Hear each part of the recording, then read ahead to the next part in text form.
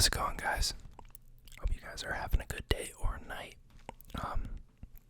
Today gonna be looking at something a little new. I've hinted at it a little bit in a couple of other previous videos. And that is me putting some money into some medical device and kind of healthcare related companies. So I'm gonna kind of do an overview of each of the companies here. I'm thinking that maybe I'll do a more in-depth video on each one, but I kind of want to talk through each one generally and give kind of my thesis on why I like these stocks in this industry. Before I get started, my usual disclaimer that none of this is financial, legal, or tax advice. I'm not a professional in any of those areas, so take whatever I say with a grain of salt. This is for entertainment purposes, and consult a professional and do your own research before investing. Now, there's 7 names here. The weighting is a little different. So I have kind of 4 companies that I like the most. And then for kind of diversification purposes, as well as, I do like the other ones, but I just think they may not be the strongest conviction ones. So I have the weighting reduced a little bit, and how I determine the weighting is the top 4 have a 3-to-1 weighting against the lowest ones in the portfolio, and you can see Bruker there is kind of in the middle. So my top 4 ones are Stryker, Alexandria Real Estate, Danaher, and Agilent, and then Bruker, and Thermo Scientific, and Abbott Labs. You guys may or may not have heard of some or any of these. I think if you were outside of the kind of medical space, you probably would never have heard of Alexandria Real Estate, Danaher, Agilent, or Bruker. You might have heard of Stryker, Thermo or Abbott Labs. I'm going to go to their websites and kind of show you their products and a track history. But just a quick summary. Stryker is a huge medical device company. They've been around for a very long time. They're one of the leaders in the space, along with Medtronic and Becton Dickinson. They are more kind of orthopedic and complex device oriented. Very interesting company, very kind of aggressive growth model. I've met people that have worked there or do work there. They have a very interesting take on kind of company culture. They hire a lot of type A people. I believe you actually have to take a personality test to even be considered. They like people who are, intellectual and driven, but also maybe a little more aggressive and impatient with, how they pursue goals and such. It's a very goal-oriented company, but they have done a great job of growing their business. Then we have Alexandria Real Estate. This isn't exactly a true healthcare company, but I like to include them. 1, because you guys know that I love REITs, but 2, because they do specifically cater to pharmaceutical companies and biotechs. They have real estate properties that are exclusively outfitted for labs. I have looked at them on the channel before, but a lot of their facilities are home to a lot of the big pharma companies, as well as a lot of labs and biotechs and research institutes and such. And they also have a VC business kind of within their core business that they do some investing in some of these kind of biotech companies. They're actually building Moderna's new headquarters, so pretty cool. Then we have Danaher. This one's going to be a little harder to understand until you look at kind of just a vast portfolio of companies. If you think about a company like Procter & Gamble or Johnson & Johnson or Church & Dwight, that are kind of these conglomerates that own 20 to 40 different little sub-brands and companies, and each one kind of does its own thing. But Johnson & Johnson's or Procter & Gamble's are market. Danaher makes both instruments and devices, as well as a bunch of services and software for the manufacturing and life science industry. So we'll go into that a little bit more and exactly what that looks like. But a lot of their companies, unless you work in the space, you've probably never heard of. One of the ones that people have heard of, I can think of off the top of my head, is Pantone. They are like the industry standard for colors. Like if you're making a product, like they have these super expensive books of like every possible color that's like perfectly graded. They own that company, so that's used by a lot of like corporations who have good big graphic design and artwork teams. But they also own like 40 other companies. And then we have Agilent. Agilent is kind of focused more on the lab supply side. So they supply a lot of, chemicals, compounds, reagents, APIs, but they also supply some different services related to labs, and as well as some instruments and, technological devices used by labs. Bruker, they have a couple different segments. In general, their company is kind of focused around scientific instruments and analytical and diagnostic equipment. That isn't all for life science. They have some segments that are focused more around, say, like electrical components and testing. But, they have a huge life science segment and very applicable, in my opinion, to this kind of space. Then we have Thermo Fisher Scientific. This is one that I've seen a lot kind of working in industry. They make all sorts of equipment, devices, lab tools, instruments. They make a lot of like medical grade fridges and freezers. You might have seen that before. But they have over like 400,000 like lab clients, I believe, total. Like their reach is just insane. Then lastly is Abbott Labs. This is probably the closest one to like a traditional pharmaceutical company that you guys may know of. They do have a branded generic segment, but they also have diagnostic segments, medical device segments, and nutrition segments. I believe they made some of the COVID test kits.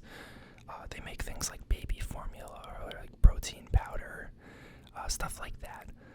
I did kind of want to stay away from a lot of the biotech and pharmaceutical companies because I think those are a little less consistent. I know you still need to go through the approval process for medical devices, but the process is a little bit different. And once you have approval, whether through 510K or PMA, you have a lot longer of a runway. In my opinion, of like stable revenue. I think there's so many pharma companies out there that, generics competition kind of encroaches a lot quicker.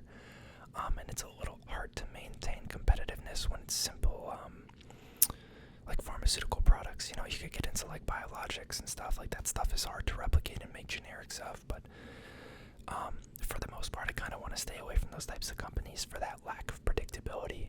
A lot of legal ramifications.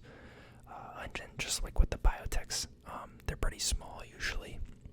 They tend to be kind of reliant on the approval of like one or two main pipeline drugs that they may have that can really skew your returns and holdings if that goes south. So they kind of lack diversification and track record.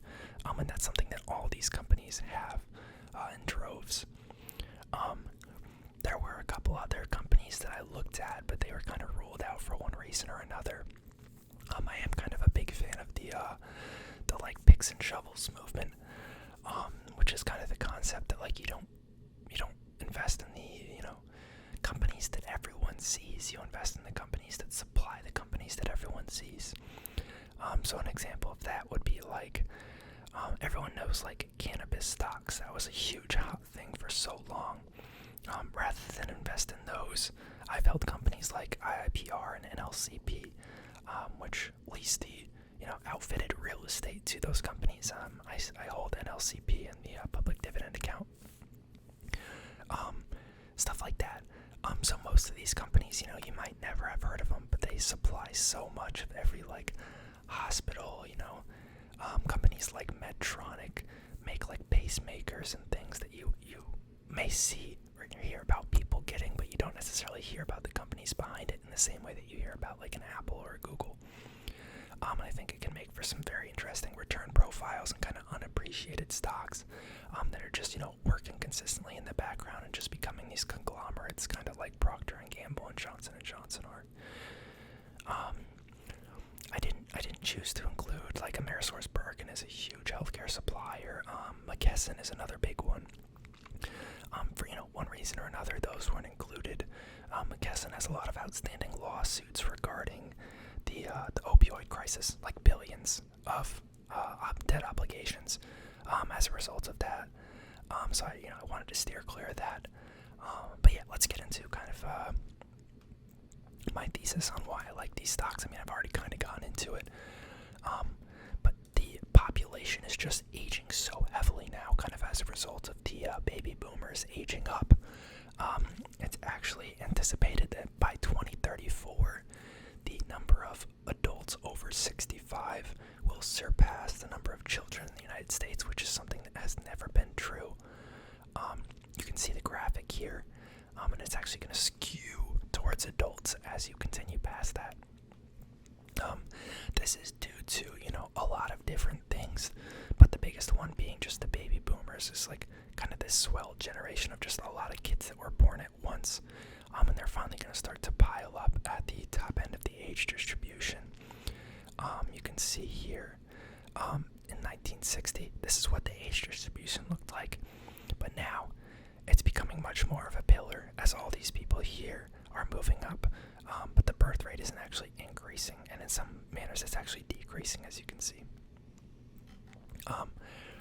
So that's going to mean, on top of taxing Social Security, it's going to mean a huge demand in like senior living housing. It's going to mean a huge demand in probably hospital beds and operating demand, like operating room demand, which in turn will lead to increased need for labs to be run, hospital equipment, medical devices, all these kinds of things.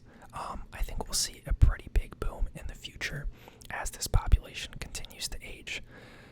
You can see here the number of older Americans, first 65 to 84 and 85 plus, has just continued to increase. You can see back in 1960 here, we're looking at 17 million in the band of 65 to 84 and only 1 million in 85 plus. And that's just continued to trend upward, and now we're looking at 65 million people that are estimated in 2040 to be within that 65 to 84 age band, and then an additional 15 million that are above 65 years old, or 84 years old, sorry. The number of adults ages 85 and older, the group most often needing help with personal care, as well as, medical treatment, will nearly quadruple between 2000 and 2040. And you can see as a percentage of the total population, this older segment, so both the purple and the yellow, is shifting upward. So it's the smallest portion of kids, the largest portion of 65 and up, and this middle portion is shrinking. So, I think it's a pretty logical expectation that the demand for all of these medical devices, services, and suppliers is going to continue to increase as this age group kind of ages out. You can see here they're mentioning it in regards to Social Security, estimated by 2040 that for every one person drawing Social Security benefits, there will only be 2.1 people actively working to pay into that. And I think they're projecting that will make them, not be able to afford to pay full Social Security, so they may either have to reduce benefits or maybe increase taxes on people.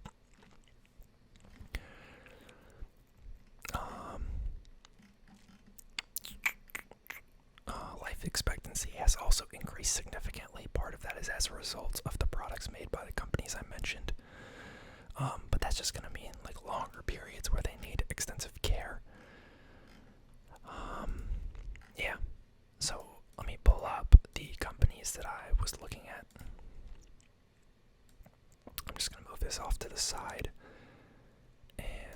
let's pull up the first one, which is Stryker.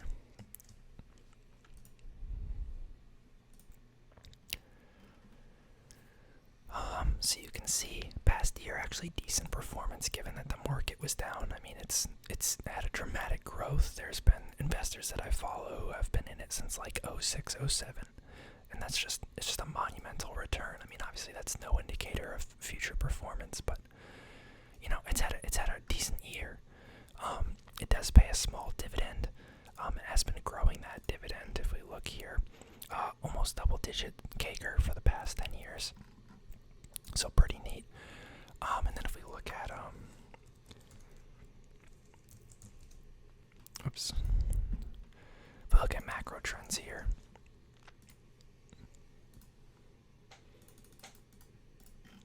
you'll be able to see super consistent and reliable revenue growth, and as well, earnings per share growth has been pretty predictable as well. Almost always profitable. Shares outstanding, they've actually been buying back a decent amount of shares. It's flattened a little bit, it looks like, but no major issuances. Shareholder equity been increasing pretty strongly. Looking at 16 billion. Total assets looking at about 35 billion in relation to total liabilities of 19 billion. So pretty healthy there. $1.5 billion in cash on hand. Stryker is a pretty big fan of growing through acquisitions. That is a pretty common theme from a lot of the bigger medical device companies. Low teens here, it looks like, on profit margins. Not the best, but it's consistent. You can see it's never been net margins below 0. And if we just look here at the net income growth compared to revenue and margins, you can see pretty consistent.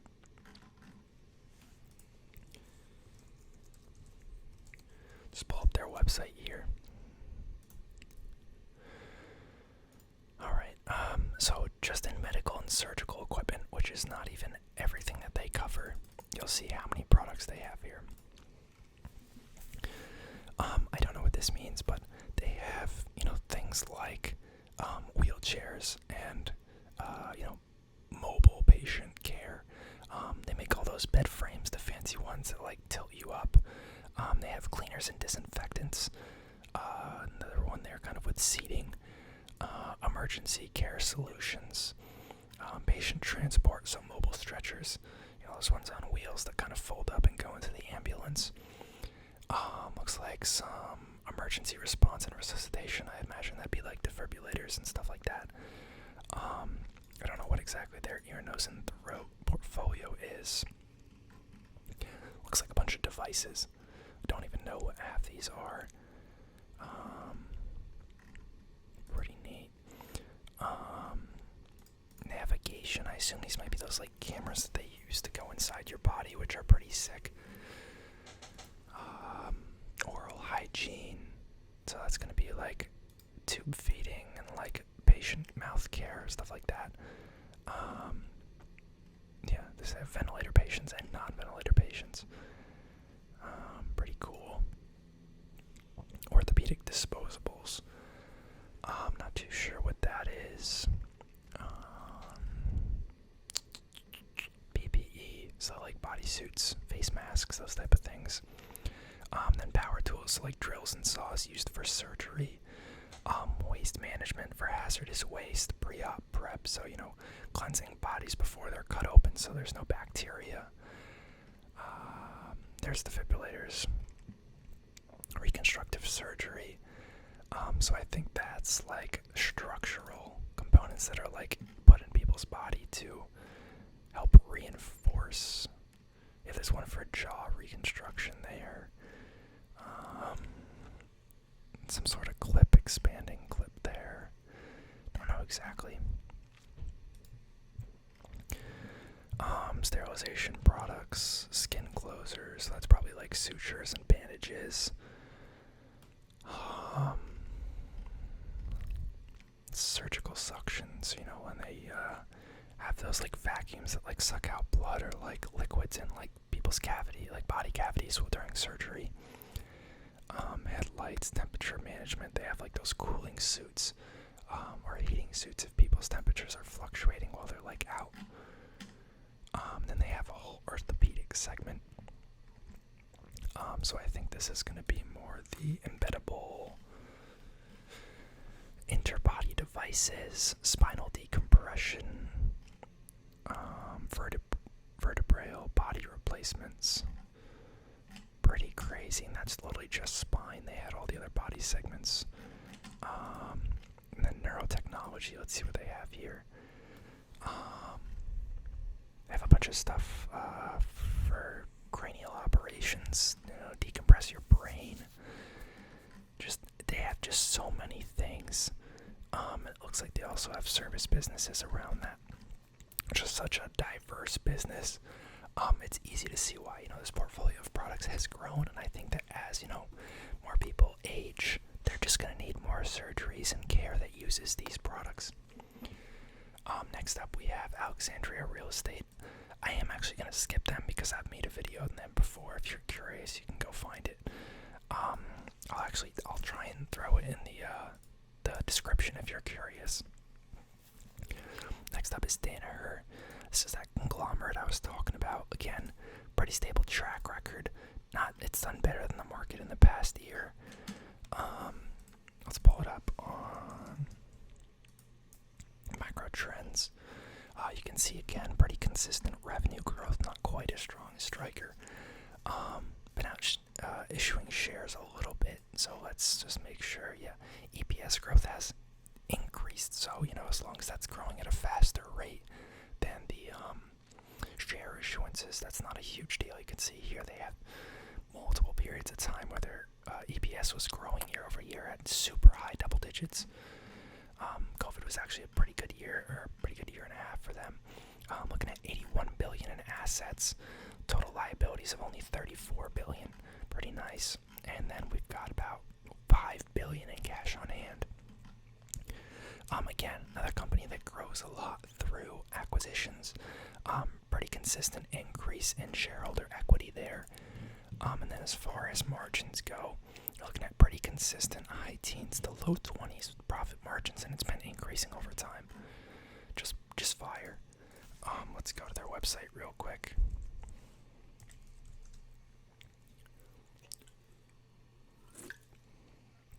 Again, you've probably never heard of them, but they're literally a $200 billion company, which is insane.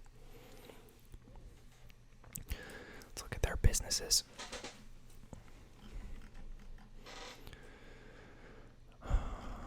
They had a different business directory. Here we go. So these are all the businesses that they own here. If you open it, there's a little description. I'm not going to know what all of these are.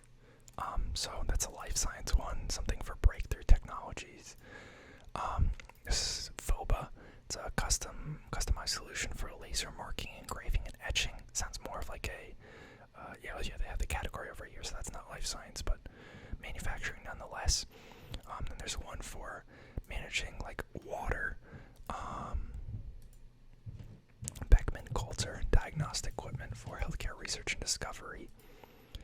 Beckman Coulter Life Sciences, looks like a segment of that same company. Another diagnostics company. ChemTreat, water treatment company.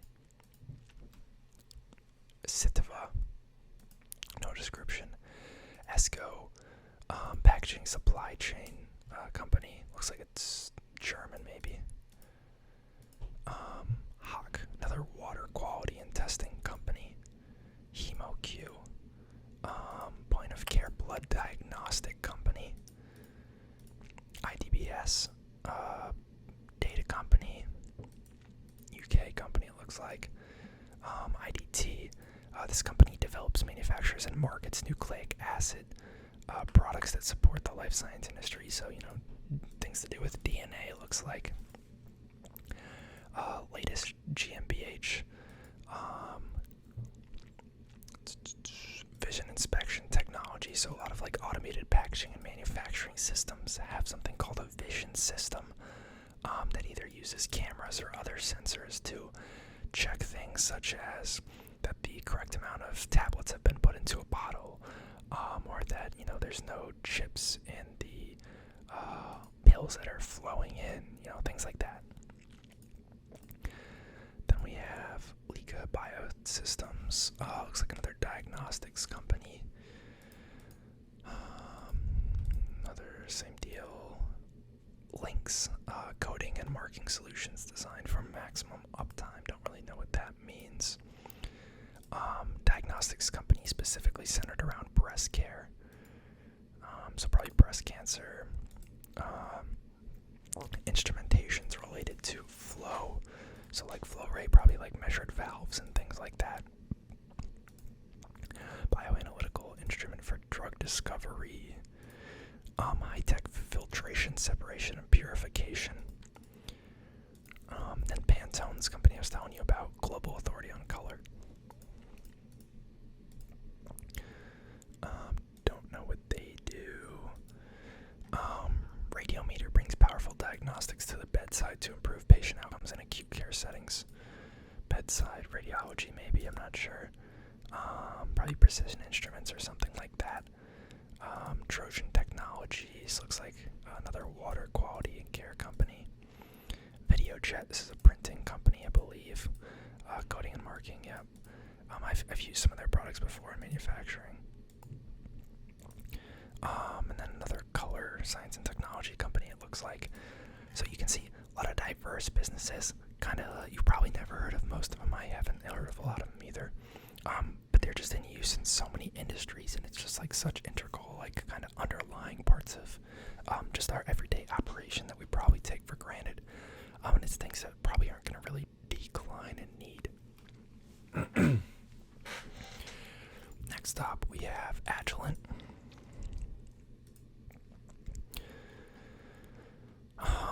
Again, outperformed the market for the past year. A lot of these life science companies have. So kind of neat to see. Does pay a small yield again. I believe they were focusing on growing the dividend. Yeah, the CAGR there is looking pretty nice. If we pull them up on macro trends, they spun off a company back in 2014. They spun off, I believe, their electronics business and became purely life science. So that's what this big drop-off is here. So that's nothing to be concerned about. But since then, pretty strong revenue growth. You can see here, high single digits, low double digits. If we hop over to EPS, again, since then, pretty consistent upward trend there on earnings per share. And they've actually been buying back shares. We're looking at, let's see, about 355 million shares in 2011, down to 300 million shares in 2022. So they're buying back a couple percentage shares a year. In terms of assets, again, ignore the drop-off after that spin-off. But looking at about $10.5 billion in assets and about $5.2 billion in liabilities, so that's fine. Pretty decent shareholder equity then there. And cash on hand, let's see what they're working with, $1 billion.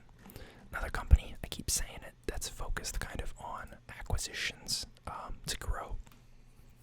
All these companies, for the most part, do have internal R&D. Stryker for sure. Agilent, I would imagine, has a pretty strong R&D internally as well. But all these companies use acquisitions to acquire, smaller breakthrough technologies that they can then use their size and power and balance sheets to help grow at very fast rates. You can see here, again, has never not been profitable. At least if you go back, maybe below, if you go more than like 13 years back, they had some issues with slight unprofitability, but ever since then, pretty consistent, single to low teens and net margins.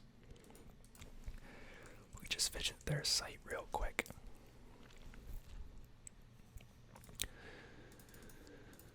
Alright, let's see, products. Okay, CL products. Might as well, okay. So they have analytical reference materials and standards. I think this is like, yeah, if you guys work in engineering or like construction at all, you've probably heard of like ISO and I think ASME standards. I guess they partner with those organizations to provide reference material standards for lab science industry. And then We have spectroscopy for looking at, looks like atoms. Don't even know how to say this. Electrophoresis. Then we have automated liquid handling. Biomolecule purification. Some sort of biopharm analysis. We have cell analysis. They also do they'll take back their machinery after you can sell it back to them, and they'll refurbish it and resell it, which is pretty cool. They have arrays, chromatography, syringes and needles, chromatography, vials, caps, flow mass and microplate instrumentation, diagnostics. They do work a little bit with CRISPR technology, like the technology itself, not the company. Biopsies, it looks like disintegration and dissolution testing, gas chromatography and purification, gas management, gene expression,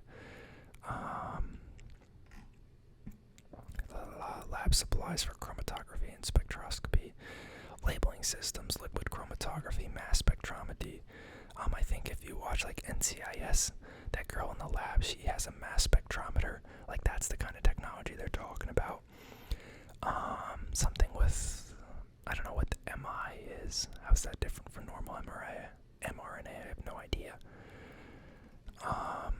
Gene cloning, next generation sequencing, polymerase chain reaction, PCR testing, protein expression, real-time PCR, sample preparation, software, staining, dye staining, looks like protein synthesis. But yeah, vacuum technology, so many different things. I do believe, I don't know which category it falls into under there, but I do believe they also have some kind of API businesses that they were talking about that they were trying to expand, because I think they're trying to diversify their business a little bit further. You can see here all the industries that they kind of partake in.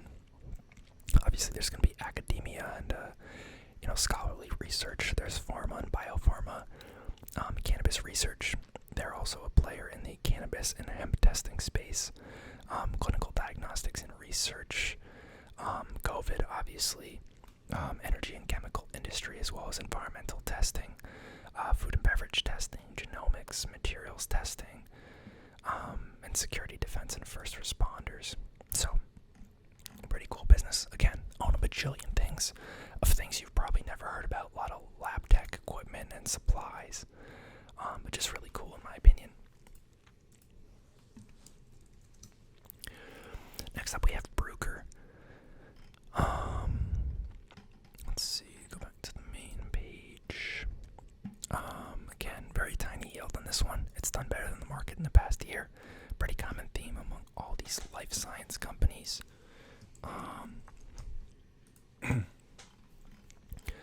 Again, consistent revenue growth. Gotta love it. These are all kind of very boring stocks. This is something that like Warren Buffett would buy in my eyes. Looks like on a quarterly basis, the EPS is a little choppy, but it's pretty smooth growth over time. Buying back shares looks like 170 million shares in 2015, down to about 149 million in 2022. So, buying back shares, which has driven EPS growth, I'm sure. Looking at about 3.4 billion in assets and 2.4 billion in liabilities. A little bit higher debt ratio than some of the other ones. Looking at about 600 million in cash on hand. And let's take a look at their margins here. High single digits, low double digits on margins there, but again, consistent, always profitable. I do know a couple people that have worked here on internships. I've never really talked to them about the company, but I've heard of it through there. It's one of the things that kind of set it off in my mind as something to look at further. Just when I saw the name, when I was doing research on kind of that trend in general. And I'll pull up their website real quick.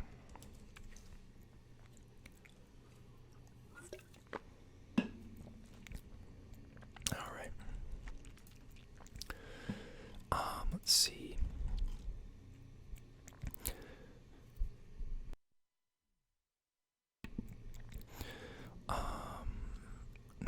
that's for. Looks like they have machines that do X-ray diffraction. Not too sure what that's for.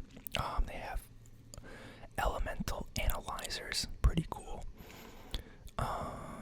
Microscopy systems. Quality assurance and quality control solutions. Looks like based on infrared systems. Lab data management, so cloud-based solutions for storing lab data. More spectroscopy, mass spectrometry, so that's also something that Agilent had. A lot of these are probably going to be crossover. Microbiology and diagnostics equipment, microscopes, preclinical imaging. Looks like they do some work for semiconductors. I mentioned they do have some products that cater more to like electrical or like industrial manufacturing. Surface resonance, I'm not really sure what that is. And then test and measurement products. So again, kind of diverse product and service offerings. Looks like they have subsegments within all of those. But pretty cool. Let's keep moving here. It's turning out to be a pretty long video. Thermo Fisher Scientific. Like I mentioned, better than average yearly return versus the market. Let's see how their dividend's doing. Definitely growing the dividend, double-digit CAGR on the past 10 years.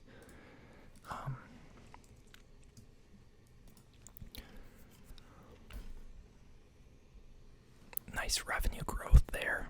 Another big acquisition player. EPS here looks like it's tailed off a little bit since middle of COVID, but still very positive growth over time. Looks like they're buying back shares a little bit, but not really changing that much. Assets on hand, we're looking at about $90 billion. One of the things that scared me a little bit about Thermo Fisher is that they have a massive amount of goodwill on their balance sheets. Looks like about $3 billion in cash. And goodwill is essentially when you acquire a company, you take the material value of the assets on their books, and anything you pay over that is considered, intangible value of the company you acquired. And you're allowed to record that as goodwill in the assets category of your balance sheet. But it may or may not actually exist. It's essentially just the premium that you paid for the acquisition of the companies that you're buying. So in essence, that asset number that was at $90 billion could be a lot closer to 80 or even 75 billion. And if that's the case, the debt to asset ratio, and in general just the assets that the company owns, is actually a lot lower than you'd actually imagine.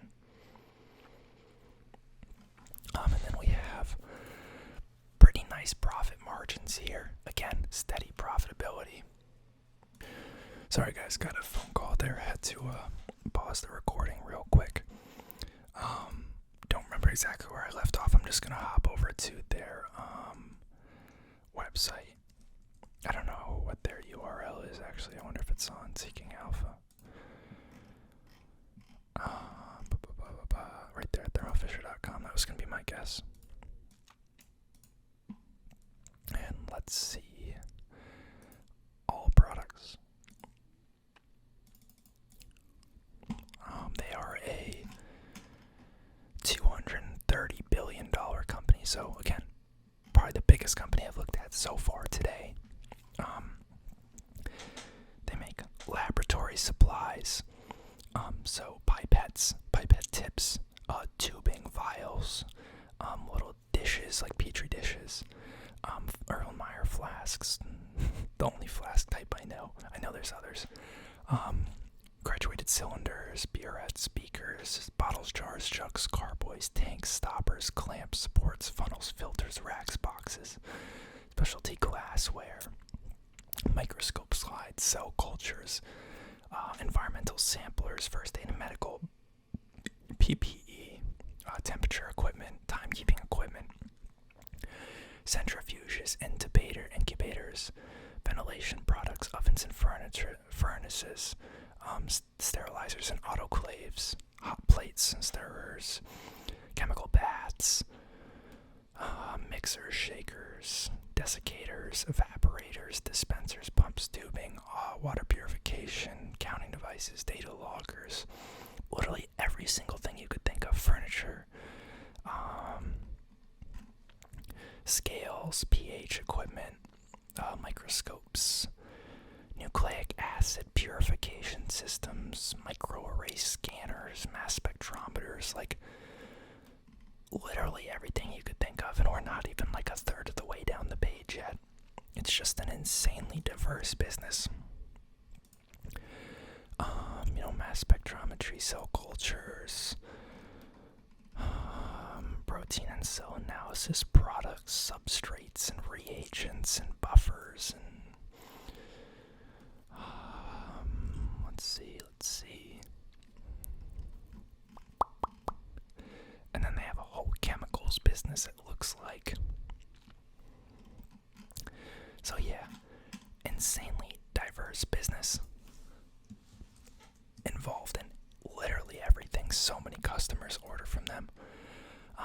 Lastly, we have Abbott. I'm kind of trying to breeze through these here because this has taken a long time to go through all these. Again, looking at like a $200 billion company. This is like my least favorite of the group. So the results will probably be at least impressive. A little cyclical here. I wonder if they had a spin-off here or something, because that's a pretty steep drop-off in revenue. But ignoring that, pretty solid revenue growth. Let's look at profitability. A little more cyclical, but pretty decently consistent quarterly profits. And then pretty flat per share rate. I'm not really sure what this is here. Maybe some sort of acquisition or something. Not really growing the assets much. $72 billion in assets. Looking at liabilities of $36 billion. So again, not bad. Decent amount of cash on hand. $10 billion of cash on hand. I also think this is one of the higher yielding stocks out of the ones we've looked at today. 1.8% dividend, and they've been growing that at a double-digit CAGR for the past like 5 to 10 years.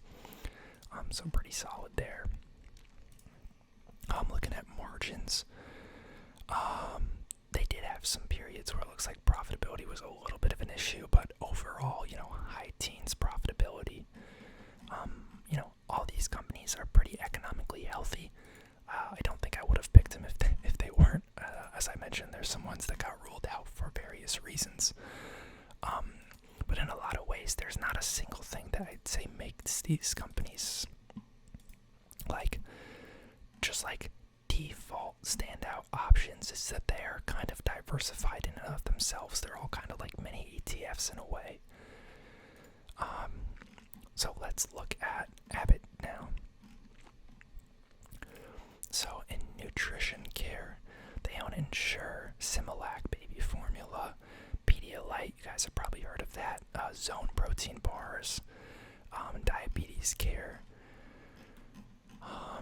They must make some sort of app to go with their diabetes reader. Diagnostics testing, they made the COVID Binax now. I know you guys have seen that in CVS.